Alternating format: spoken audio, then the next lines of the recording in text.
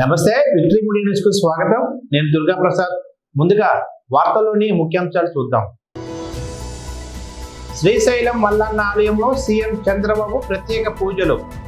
ఆలయ అభివృద్ధికి కృషి చేస్తామని హామీ. రాష్ట్ర వ్యాప్తంగా ఎన్టీఆర్ భరోసా పింఛన్ల పంపిణీ. తెనాలిలో పింఛన్ పంపిణీ చేసిన మంత్రి నాదెండ్ల మనోహర్. స్వాతంత్ర దినోత్సవ వేడుకలకు పటిష్ట ఏర్పాట్లు చేయండి, అధికారులను ఆదేశించిన విశాఖ కలెక్టర్ హరేంద్ర ప్రసాద్. వైసీపీ పాలనలో ఏపీని సర్వనాశనం చేశారు, విశాఖ దక్షిణ నియోజకవర్గ MLA Vamsikrishna Srinivas. News detail చూస్తే ఏపీ సీఎం చంద్రబాబు శ్రీశైలంలోని మల్లన్న ఆలయానికి చేరుకున్నారు. స్వామివారిని దర్శించుకొని ప్రత్యేక పూజలు చేశారు. అంతకుముందు ఆలయ అర్చకులు ఆయనకు పూర్ణ కుంభంతో స్వాగతం పలికారు. దర్శన అనంతరం తీర్థ ప్రసాదాలు అందజేసి వేద ఆశీర్వచనం ఇచ్చారు. ఉదయం సున్నిపేటకు హెలికాప్టర్ చేరుకున్న సీఎం చంద్రబాబుకు మంత్రులు నిమ్మల రామానాయుడు, బీసీ జనార్దన్ రెడ్డి, ఎన్ఎండి ఫరూక్, కొట్టిపాటి రవికుమార్లు స్వాగతం పలికారు.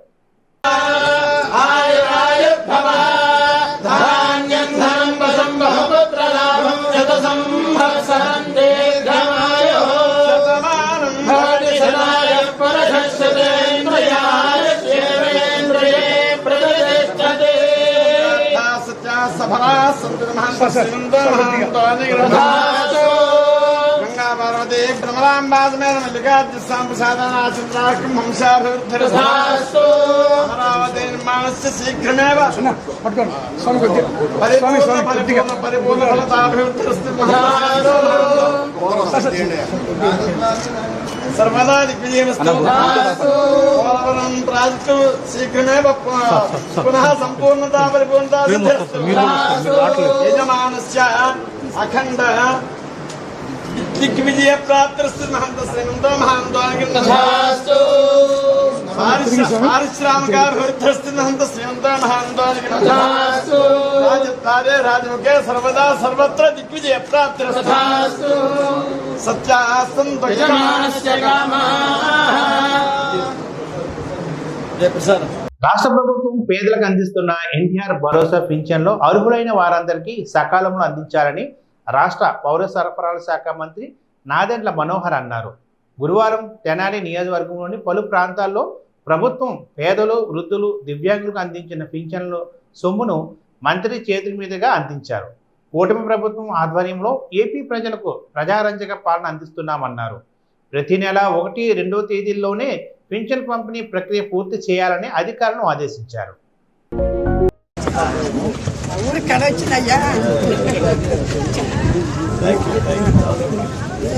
చేశారు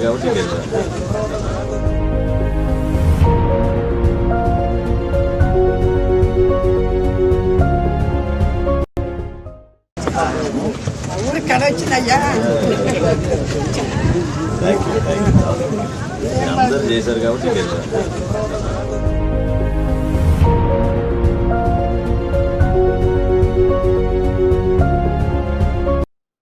విశాఖలో స్వాతంత్ర దినోత్సవ వేడుకలు ఘనంగా నిర్వహించాలని, ఆ మేరకు పటిష్ట ఏర్పాట్లు చేయాలని జిల్లా కలెక్టర్ ఎంఎన్ హరేంద్ర ప్రసాద్ అధికారులను ఆదేశించారు. వేడుకల నిర్వహణకు సంబంధించిన ఏర్పాట్లపై కలెక్టరేట్లో మీటింగ్ హాల్లో గురువారం పలువురు అధికారులతో సమీక్ష నిర్వహించారు. అన్ని విభాగాల అధికారులు సమన్వయంతో వ్యవహరించి వేడుకలను విజయవంతం చేయాలని పిలుపునిచ్చారు. ఆయా శాఖల పరిధిలో అత్యుత్తమ సేవలు అందించిన వారి పేర్లను అవార్డులకు సిఫార్సు చేయాలని హితవు పలికారు. అవార్డుకు గౌరవం పెరిగే విధంగా ఉత్తమ పనితీరు కనబరిచిన వారిని మాత్రమే గుర్తించి పేర్లను ఈ నెల 5వ తేదీలాగా పంపించాలని సూచించారు. పిల్లల్లో దేశభక్తిని పెంపొందించేలా వేడుకలు నిర్వహించాలని, సాంస్కృతిక కార్యక్రమాలు చేపట్టాలని చెప్పారు. ఏటా జరుపుకునే తరహాలోనే పాఠశాల విద్యార్థులతో సాంస్కృతిక ప్రదర్శనలు, ప్రభుత్వ పథకాల శకటాల ప్రదర్శన, స్టాల్స్ ఏర్పాటు వంటి కార్యక్రమాలు చేపడతామని, ఆ మేరకు ఆయా విభాగాల పరిధిలో ముందస్తు ఏర్పాట్లు చేసుకోవాలని కలెక్టర్ సూచించారు.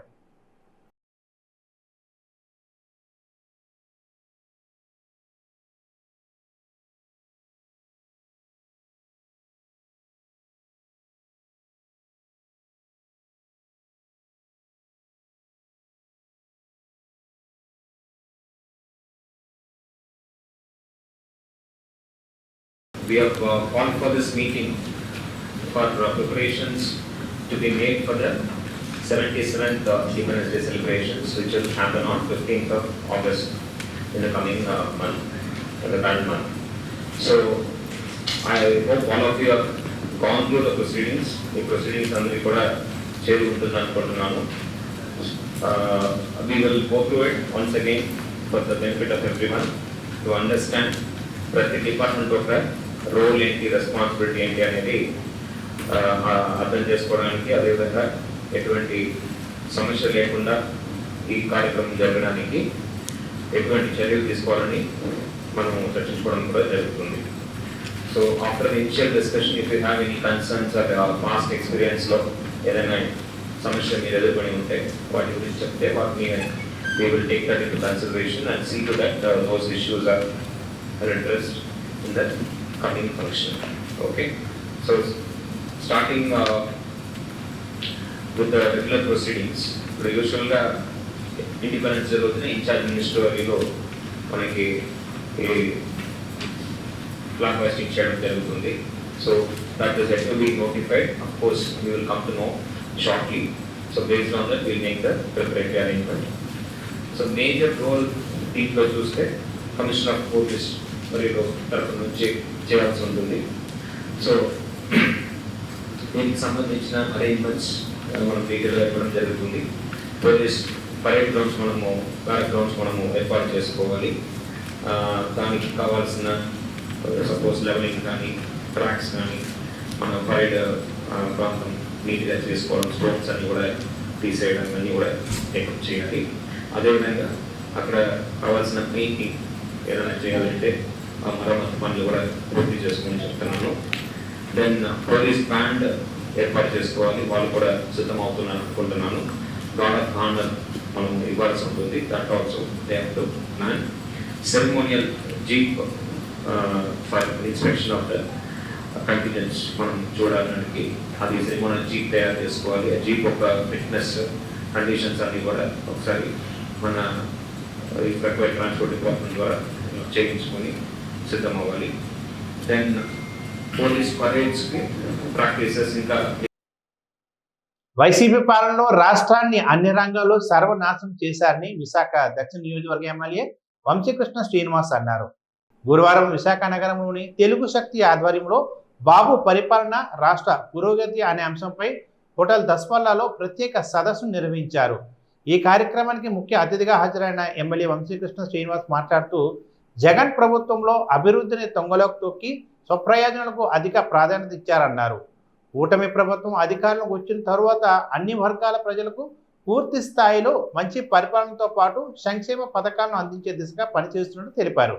తెలుగు శక్తి అధ్యక్షుడు బివి రామ్ మాట్లాడుతూ వైసీపీ పాలనతో ప్రజలంతా విసిగిపోయి కూటమి ప్రభుత్వానికి పూర్తి స్థాయిలో మద్దతు తెలిపారన్నారు.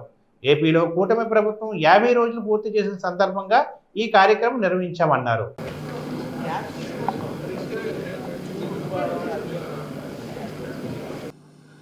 బాబు పాలన రాష్ట్ర పురోగతి అన్ని రంగాలు సర్వనాశనం అయిపోయినాయి తప్ప ఏ ఒక్క రంగం కూడా బాగలేదు. ప్రభుత్వం బాగుండాలి. గత ప్రభుత్వంలో దోచుకుపోయారు. ఈ రాష్ట్రాన్ని మత గురువులకి, మాతృమూర్తులకి తర్వాత సో 50 రోజులు బిఎన్ రామ్ గారు, రామ్తో నాకు పరిచయం.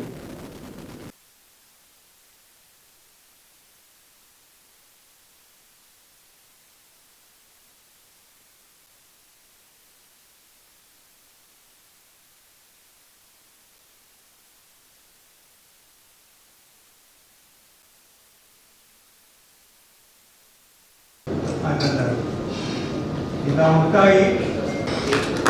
రవీంద్రనాథ్ ఠాగూర్ గారు 100 సంవత్సరాల క్రితం విద్య, వైద్యం,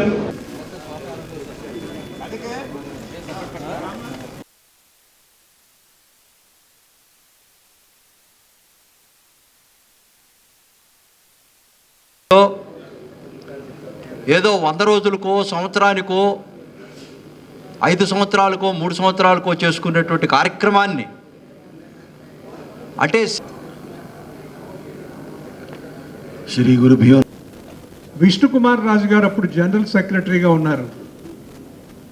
రామ్ మాతో చాలా యాక్టివ్గా పనిచేస్తూ ఇట్లా ఈ రాష్ట్రాన్ని ఎలాగ బయటపడి అన్ని రంగాల్లో నెంబర్ 1 పాలు పండుగ చేసుకుంటాం.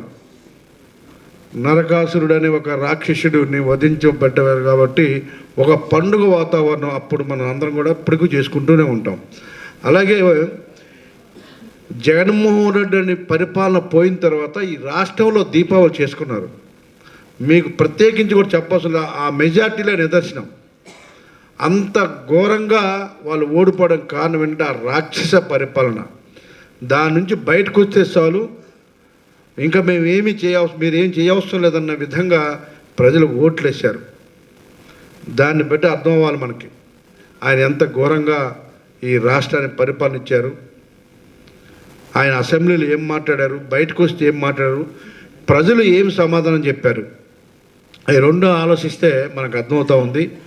ప్రజాస్వామ్యంలో ఎవరైనా సరే ప్రజలకు అనుకూలంగా పరిపాలించాలి తప్ప నేను ఒక హిట్లర్ని, నేను ఒక మాఫియాలాగా పరిపాలనిస్తాను, నేను ఒక కరుడుగప్పిన తీవ్రవాదులాగా పరిపాలిస్తాను, నాకు డబ్బు పవర్ తప్ప నా స్వార్థం తప్ప ఇంకొకటి లేదు, ఆ నలుగురు ఉన్నాం, ఆ నలుగురిమే పంచుకుంటాం రాష్ట్రాన్ని, ఇంకెవరికి అవకాశం లేదు అన్న విధంగా పరిపాలించారు. కాబట్టే ఇవాళ అంత దుర్మార్గంగా అంత అన్యాయంగా పరిపాలన జరిగింది. కాబట్టే అంత చిత్తుగా ప్రజలు ఓడించారని చెప్పేసి మీకు తెలియజేస్తా ఉన్నాం. ముఖ్యంగా ఈ మెజార్టీలు చూస్తే బహుశా మన జనరేషన్లో చూడలేం. అంత గొప్ప మెజార్టీలు ప్రజలు ఇచ్చారంటే ఆ ప్రభుత్వం మీద, అంటే ఆయన మీద వ్యతిరేకత అని చెప్తాను నేను. జగన్మోహన్ రెడ్డి గారి యొక్క మనస్తత్వం మీద, ఆ నాయకత్వం మీద, ఆయన మీద ఉన్నటువంటి ఆ హిట్లరిజం మీద ఉన్నటువంటి వ్యతిరేకత వల్ల ఆ మెజార్టీ వచ్చింది తప్ప ఇంకోటి కాదన్న విషయాన్ని కూడా మీరు గుర్తుపెట్టుకోవాలి. ఈ రాష్ట్రాన్ని చంద్రబాబు నాయుడు గారు ముందుకు తీసుకెళ్తారు. ఆర్థికంగా ఉన్న ఇబ్బందులు ఉన్నటువంటి రాష్ట్రాన్ని ముందుకు తీసుకెళ్ళాలి. ఈ 5 సంవత్సరాలు ఈయన దుర్మార్గంగా ఈ రాష్ట్రాన్ని పరిపాలించారు.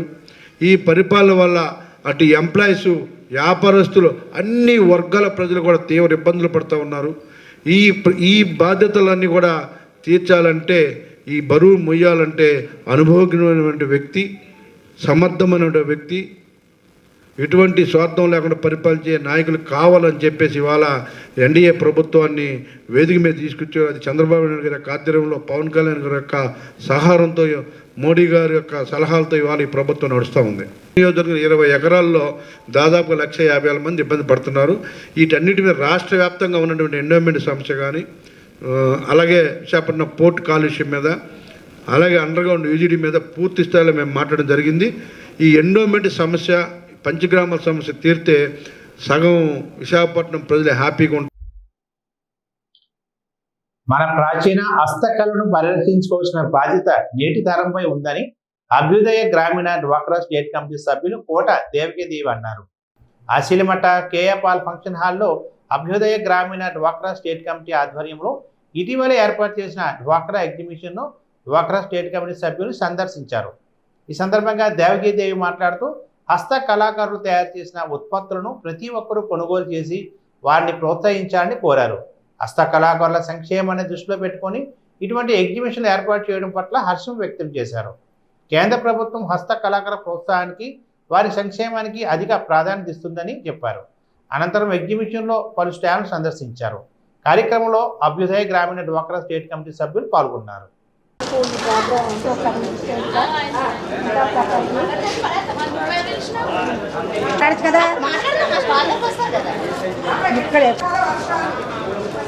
గుజరాత్ ఐటమ్ पर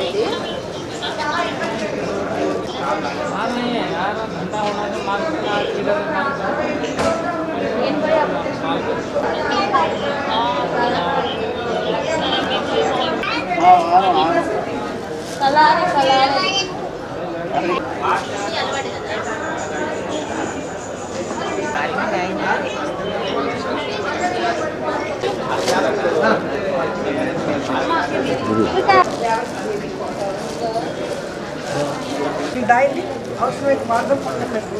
ఇద్దరు కానీ పెద్దాం తీసుకెళ్తాం.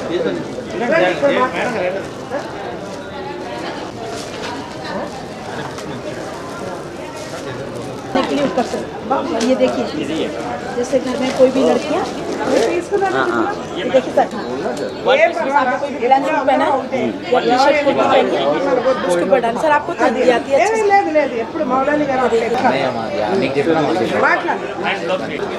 इसको तो पहनिए।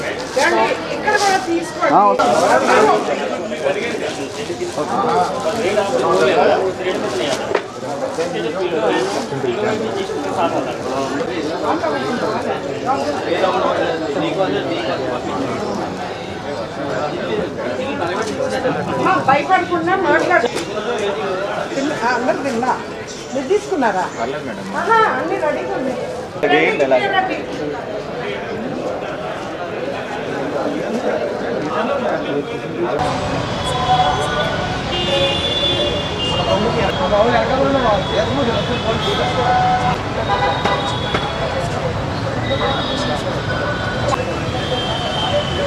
ఇందులో మంచి ఫైర్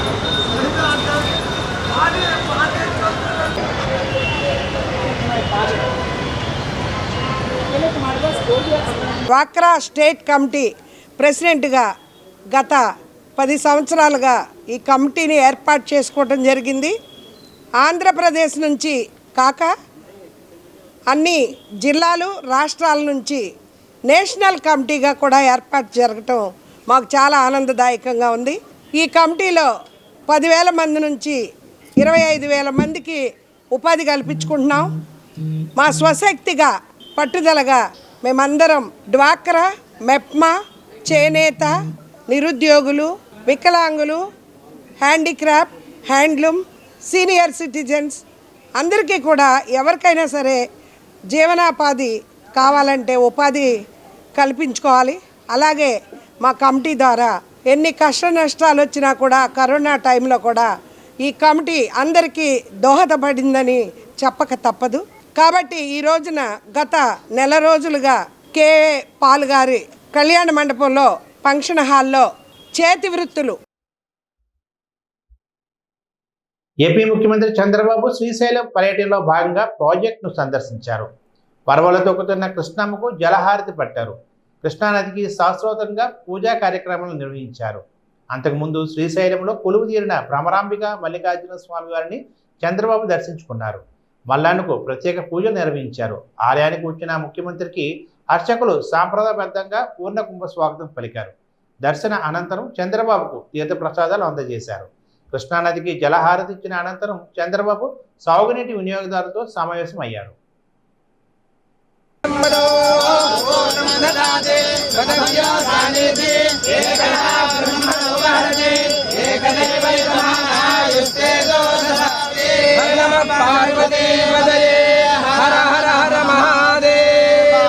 नमस्ते अस्तु भगवन् विश्वेश्वराय महादेवाय त्र्यंबकाय त्रिपुरान्तकाय त्रिकाग्निकालाय कालाग्नि रुद्राय नीलकण्ठाय मृत्युञ्जयाय सर्वेश्वराय नमस्करोमि हर नमः पार्वतीपतये हर हर हर महादेव रूपं पुष्पं वेद पुष्पवान् प्रजावान् पशुमान् भवति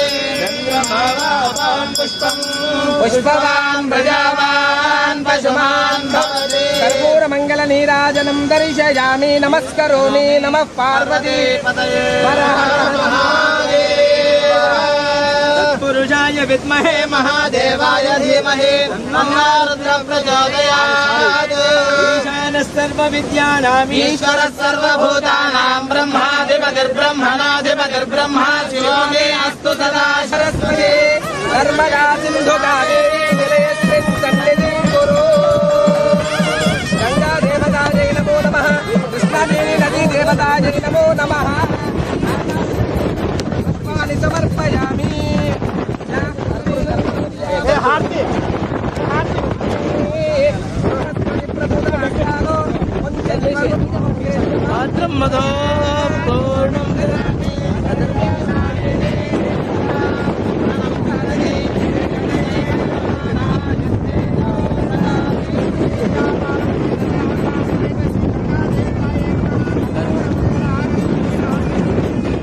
जय हर नमः पार्वती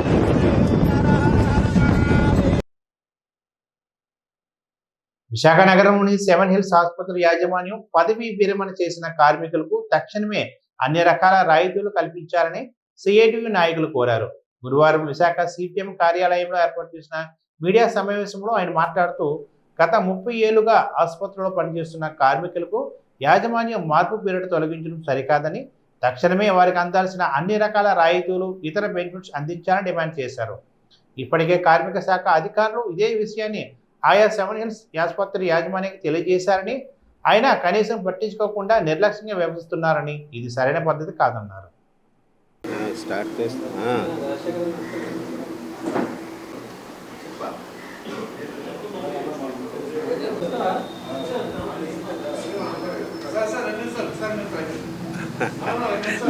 మీ వాళ్ళు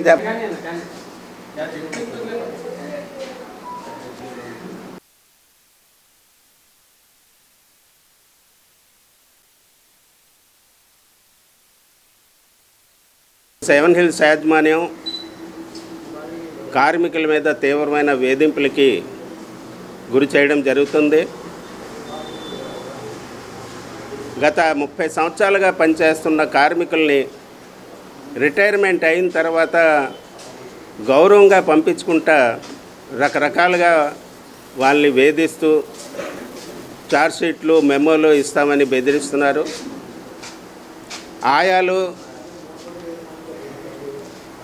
ఆయాలు వార్డ్ బాయ్స్ని స్వీపర్ పని చేయమని చెప్తున్నారు. గత 30 సంవత్సరాలుగా వాళ్ళు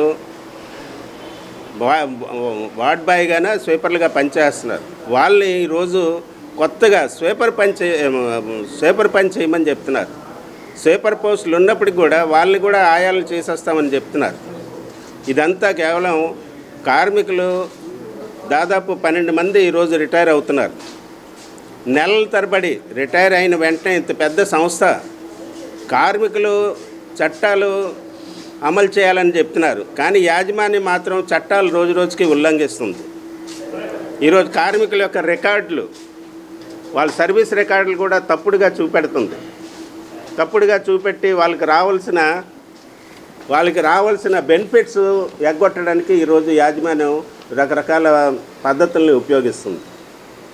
కార్మికులు దాదాపు 30 సంవత్సరాల నుంచి హాస్పిటల్కి వచ్చిన రోగులకి మలమూత్రాలు శుభ్రం చేసి హాస్పిటల్ అభివృద్ధికి, లాభాలకి ఎంతో తోడ్పాటు ఇచ్చిన కార్మికుల పట్ల కొంచెం కూడా గౌరవం లేకుండా ఈరోజు హెచ్ఆర్ డిపార్ట్మెంట్. విశాఖ తూర్పు నియోజకవర్గంలో పరిధిలోని జనసేన పార్టీ సభ్యత్వ నమోదు కార్యక్రమం చురుగ్గా సాగుతుంది. దీనిలో భాగంగా నగరంలోని టీటీడీ కళ్యాణ మండపం వద్ద నిర్వహించిన సభ్యత్వ నమోదు కార్యక్రమంలో భాగంగా జనసేన రాష్ట్ర వాలంటీర్ కోర్ కమిటీ సభ్యులు గోగిల శ్రీనివాస్ పట్నాయక్ పాల్గొన్నారు. ఈ సందర్భంగా ఆయన మాట్లాడుతూ గత ఏడాది కంటే ఈ ఏడాది సభ్యత్వ నమోదు ప్రక్రియకు ప్రజల నుంచి మంచి స్పందన వస్తుందని, ఈ సభ్యత్వ నమోదు కార్యక్రమం ఆగస్టు 5వ తేదీ వరకు కొనసాగుతుందన్నారు. ఆసక్తి ఉన్న వారంతా ఈ సభ్యత్వాన్ని తీసుకోవాలని ఆయన కోరారు.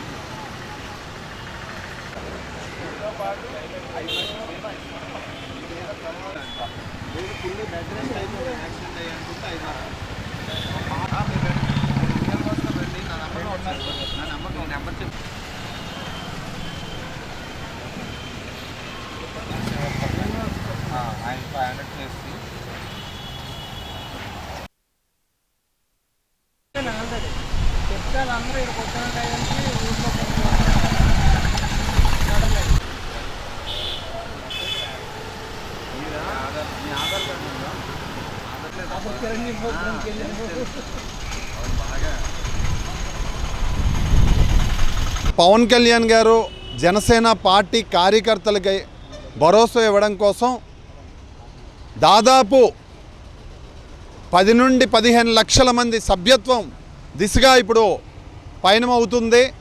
ప్రతి సభ్యునికి కూడా జనసేన పార్టీ సభ్యత్వం తీసుకున్న ప్రతి ఒక్కరు కూడా ఒక ఐడి కార్డ్, అంటే వాళ్ళు జనసేన పార్టీలో పూర్తి అధికారం ఉన్నది, మేము జనసేన పార్టీలో సభ్యులం అయ్యామని చాలా గర్వంగా చెప్పుకునే విధంగా ఒక ఐడి కార్డ్, ఒక గాజు గ్లాసు, అదేవిధంగా ఒక బ్యాజు, ఒక బుక్ అని, ఇంకా లెటర్ హెడ్ అని కొన్ని మొత్తం ఒక కిట్ బ్యాగ్ అంతా ఇస్తున్నారు. దీంతోపాటు కార్యకర్తకి వాళ్ళ కుటుంబానికి నేను భరోసాగా ఉన్నాను అని పవన్ కళ్యాణ్ గారు చెప్పాలన్న ఒక ధ్యేయంతో ప్రతి కార్యకర్తకి 5 లక్షల బీమా ఇస్తున్నారు. సపోజ్ కార్యకర్తకి ఏదైనా యాక్సిడెంట్ అయ్యి ఏదైనా ప్రమాదవశాత్తు ఏదైనా జరిగిందంటే వాళ్ళ కుటుంబానికి 5 లక్షల రూపాయలు వెళ్తుంది. అదేవిధంగా వాళ్ళకి ఏదైనా యాక్సిడెంట్ అయ్యి ఫ్రాక్చర్ అయినా ఏదైనా డ్యామేజ్ అయినా వాళ్ళకి 50,000 రూపాయలు. విశాఖలో పోలీసుపై హత్య ప్రయత్నానికి ప్రయత్నించిన చినవాల్తేరుకు చెందిన ప్రవీణ్ అనే వ్యక్తిని అదుపులోకి తీసుకొని అరెస్టు చేసినట్లు ఎంవీపీ కాలనీ సీఎస్ సంజీవరావు తెలిపారు. గురువారం స్టేషన్లో ఏర్పాటు చేసిన మీడియా సమావేశంలో ఆయన మాట్లాడుతూ ఈ నెల 29వ తేదీన ఆదర్శ్ నగర్ చెందిన ఓ మహిళ ఇచ్చిన ఫిర్యాదుపై సంఘటనా స్థలానికి వెళ్లిన బ్లూ కోట్ కానిస్టేబుల్ రాజు నాయుడులపై ప్రవీణ్ హత్య ప్రయత్నం పాల్పడ్డాడని, ఆయనతో పాటు మరో 2 కానిస్టేబుల్ కూడా దాడి చేశారన్నారు. ఇదే సమయంలో ఆయా నిందితుడు పోలీసుల నుంచి తప్పించుకుని పారిపోయాడని, దీంతో ఆయనను బుధవారం అరెస్టు చేసి కోర్టుకు ఆదేశాల మేరకు రిమాండ్కి పంపించినట్టు తెలిపారు. అయితే ఈ ప్రవీణ్ అనే వ్యక్తిపై ఇప్పటికే 3వ పట్టణ దిశ పోలీస్ స్టేషన్లో 9 కేసుల వరకు ఉన్నట్లు సిఐ తెలిపారు.